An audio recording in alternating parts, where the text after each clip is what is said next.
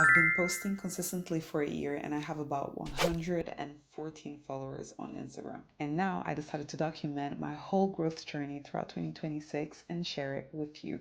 I've been terrified to start this because honestly, what if there's no progress at all to show? The fear of being seen is so real. But that's exactly the point. The point is to beat that fear. It's that someone out there sees me trying and they feel less alone or less scared to try doing something for themselves as well. That's why I call the series Being Her. Not becoming her, but being her, even when it's messy. Being her is all about showing up consistently, understanding strategy, learning from fails, and being vulnerable with you about the real journey. I'm already a content creator. I produce content, therefore, I'm a content creator. I just need to make content that resonates with people. The path to success or to your goals is in a straight line, as we already know, but with effort and consistency, we will get there. I'm so sure. I'm Camille, and welcome to Being Her.